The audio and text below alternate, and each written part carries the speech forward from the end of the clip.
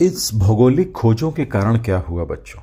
कहीं न कहीं साम्राज्यवाद व उपनिवेशवाद का युग आया। इसे मैं समझाता हूँ आपको।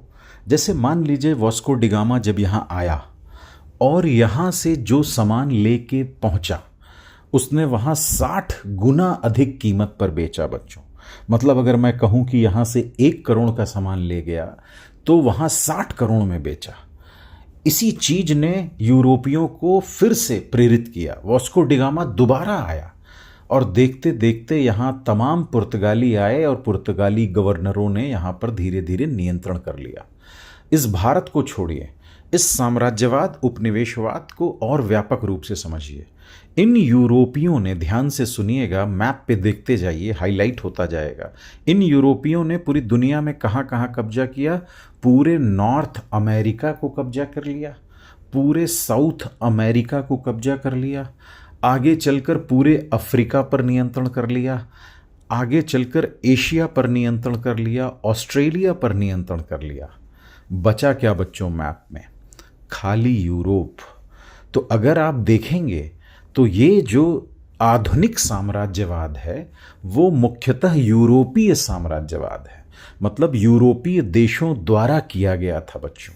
और अगर मैं रिफाइन तरीके से कहूँ तो ये पूंजीवादी युग का साम्राज्यवाद है, जिसमें पूंजीवादी देशों ने गैर पूंजीवादी देशों को गुलाम बनाया। साम्राज्यवाद और उपनिवेशवाद के युग के बाद उपनिवेशीकरण की प्रक्रिया शुरू हुई बच्चों।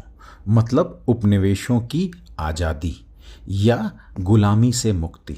और ये प्रोसेस भी पूरी दुनिया में एक जैसा ही चला। जैसे भारत में गुलाम बनाया, धीरे धीरे यहाँ लोग शिक्षित हुए, उन्होंने स्वतंत्रता संघर्ष किया और फाइनली आज़ाद हुए। तो उसी तरह पूरी दुनिया में जहाँ जहाँ लोग गुलाम रहे, वहाँ उन्होंने स्वतंत्रता संघर्ष किया और फाइनली आज़ादी प्राप्त की। तो अगर देखिए, जरा कनेक्शन ध्यान दीजिए, भौगोलिक खोजों का एक युग आरंभ हुआ, उससे कनेक्टेड है साम्राज्यवाद व उपनिवेशवाद का युग, और उससे कनेक्टेड है उपनिवेशीकरण यानी उपनिवेशों की आज़ादी।